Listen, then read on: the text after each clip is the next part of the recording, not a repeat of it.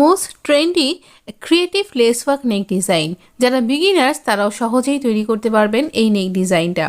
এখানে আমি একদম সলিড কালারের উপর দেখাচ্ছি, আপনি এটা প্রিন্টেড ফ্যাব্রিকের উপরেও কিন্তু করতে পারবেন। তো দেখুন, এখানে আমি মিডিয়াম সাইজের জন্য কুর্তিটাকে কাট করে নিয়েছি। আর নর্মাল এই কুর্তি কাটিং ভিডিও আপনি আমার চ্যানেলে পেয়ে যাবেন। আমি এখানে শুধু নেক ডিজাইনের উপরে ফোকাস করেছি, তার সাথে কিছু সিমিং টিক্স আপনার সাথে শেয়ার করব। 2.5 ইঞ্চে নেকের উইডথ নিলাম, আর 5 ইঞ্চ আমি এখানে নেকের লেন্থটা নিলাম। এইভাবে আমি এখানে একটা রাউন্ড নেক শেপ ড্র করে নিচ্ছি। একদম সিম্পল রাউন্ড নেক আমরা এখানে কাট করে নেব। এবার এই নেকটাকে দাগ বরাবর কাট করব, কোনো রকম বেশি বা কম কিন্তু নেব না। এই রকমভাবে আমরা নেকটাকে কাট করে নিলাম। এবার আমরা এখানে বায়াস স্ট্রিপগুলোকে জুড়ে নিচ্ছি, কিছুটা জুড়ে নিয়েছি। আর এই নেকটাকে ফিনিশ করব আমরা বায়াস স্ট্রিপের সাহায্যে। এর আগের অনেক ভিডিওতে আপনি কিন্তু আমার সাথে যদি থেকে চাচ্ছেন, তাহলে কলার নেক কুর্তি ডিজাইন তৈরি করেছি আমরা এইভাবে নেক বাইন্ডিং করে। আবার আমরা কিন্তু বায়াস স্ট্রিপের সাহায্যে অনেক অন্য রকমভাবেও কিন্তু নেকটাকে ফিনিশ করেছি। এছাড়া সবথেকে বেশি কলার নেক ছাড়া এছাড়া নেকের ফিনিশিং আসে সবথেকে ভালো কিন্তু ক্যানভাসের সাহায্যে। কিন্তু এই বায়াস স্ট্রিপের সাহায্যেও কী করে আপনি ফিনিশিংয়ের সাথে নেকটা ফিনিশ করবেন সেটাই দেখাচ্ছি।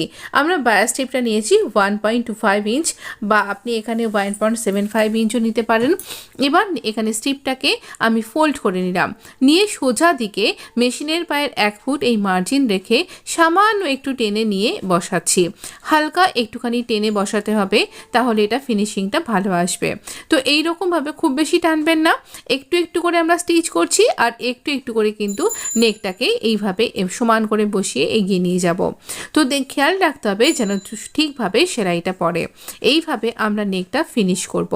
ভীষণ সুন্দর নেক ডিজাইন আপনি তৈরি করতে পারবেন উইদাউট ক্যানভাস, আর এটা কিন্তু দেখতে ভীষণ প্রিটি দেখতে লাগে। যারা একদম বিগিনার্স, যারা একদম কিছু তৈরি করতে পারছেন না, তারা এইভাবেও নিজের জন্য ভীষণ সুন্দর নেক ডিজাইন তৈরি করতে পারবেন যে কোনো আউটফিটে।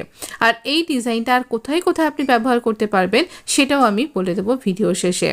এবার আমরা এখান থেকে এক্সট্রা অংশটা কাট করে দেব, আর এই অংশটা অ্যাজ এ পাইপিংয়ের মতন বা নেক বাইন্ডিংয়ের মতন করে আমরা এখানে উল্টো দিকে টার্ন করে দেব। যদি আমরা এটা সোজা দিকে টার্ন করতাম, তাহলে এটা বা অন্য বাই কালার দিয়েও আপনি করে এভাবে নেকে পাইপিং করতে পারেন। তো দেখুন, এখানে ছোট ছোট করে কাট করতে হলো না, আমরা ইজিলি কিন্তু এটাকে এইভাবে যদি স্টিচ করে দিই, আমাদের সুন্দর নেকটা কিন্তু ভালোভাবে বসে যাবে। এইভাবে আপনি নেকের ফিনিশিং করতে পারবেন খুব সহজেই। ভীষণ সুন্দর নেক ডিজাইন তৈরি হয়ে যাবে। একটু আয়রন করে নিন। আচ্ছা, আমি এখানে এই কুর্তিটাকে ডাবল ফোল্ড করব।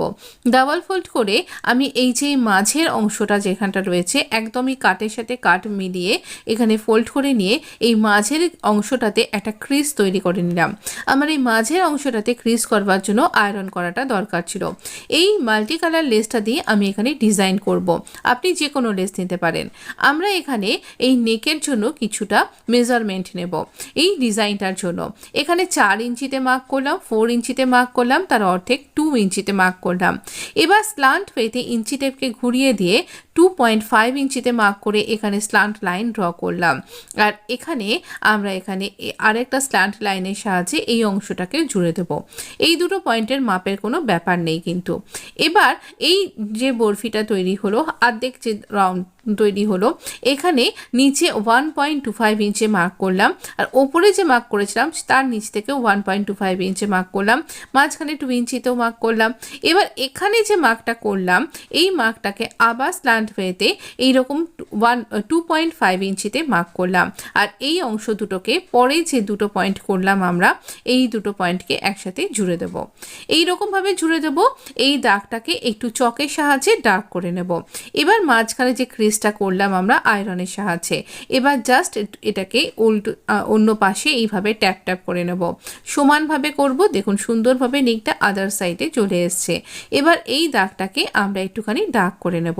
খুব বেশি ডার্ক না করলেও চলবে, এটা দেখাও যাচ্ছে। তো এইরকমভাবে আপনি ইজিলি দাগটাকে ট্রেস করে নিতে পারেন। আর এক্ষেত্রে ট্রেস করেটাই নিতে হবে, নাহলে অন্য দুটো দিকটা আমাদের একরকম হবে না। এইভাবে আমরা নেকটাকে এরকম মার্ক করে নিয়েছি। এবার চলুন আমরা এখানে ক্যানভাস লাগিয়ে নিয়েছি, একটুখানি ক্যানভাসের টুকরো ওই বরফি অংশটাতে লাগিয়ে নিয়েছি ডায়মন্ড শেপটাতে। একটা মাল্টি কালার লেস আমরা এই নেকের একদম কিনারা বরাবর লাগাবো। এই কিনারা বরাবর দেখুন লেসটারও একটা কিন্তু কিনারি অংশ রয়েছে, সেই কিনারি বরাবর স্টিচিংটা আমরা করব। এখানে লেসের কালারের থ্রেড আপনি ইউজ করতে পারবেন না, কারণ এটা মাল্টি কালার, তাই আমরা কুর্তির কালারটাকেই বেছে নিয়েছি। এবার যেখানে যেখানে কার্ভ আসছে সেখানে সেখানে আমরা এই কোনা অংশগুলোকে লেসকে ফোল্ড করব, যেমন আমরা ভি নেক ডিজাইনের ক্ষেত্রে করে থাকি। সেইভাবেই আমরা কিন্তু এখানে স্টিচ করতে থাকবো।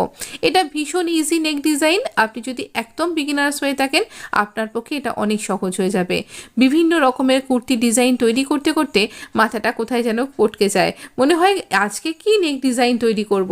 সেক্ষেত্রে আপনার ভাবতে হবে না, আপনি সঞ্চিতাস এসেন্স স্টিচিং টিউটোরিয়ালটা একবার ইউটিউবে গিয়ে সার্চ করলেই দেখতে পাবেন অনেক রকমের নেক ডিজাইন।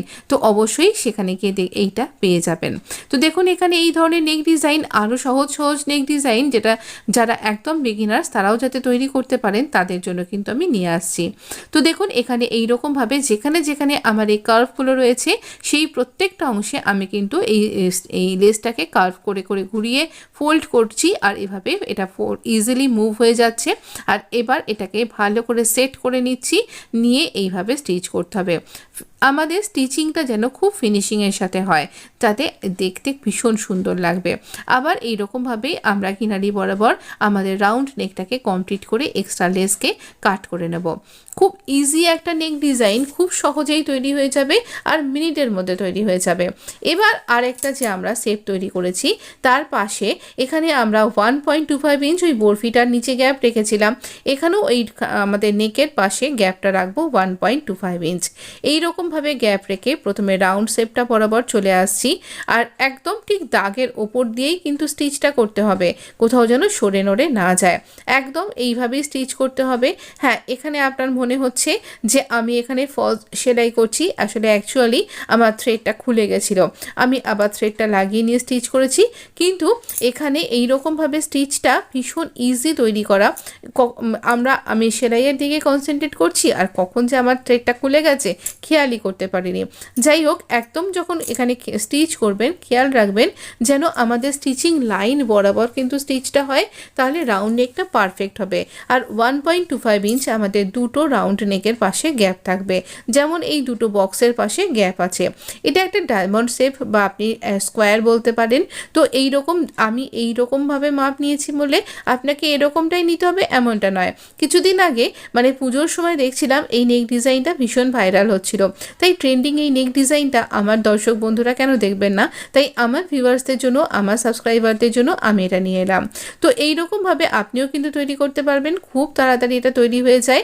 শুধু খেয়াল রাখবেন আপনার এই যে কর্নারগুলো সেগুলোর জন্য একদম শার্প কর্নার হয়, আর এমন একটা লেস আপনাকে চুজ করতে হবে যেটা ইজিলি বিভিন্ন জায়গায় মুভ করতে পারে। তো এখানে দেখুন আমরা কি সুন্দরভাবে দুটো ভি নেক তৈরি করেছি।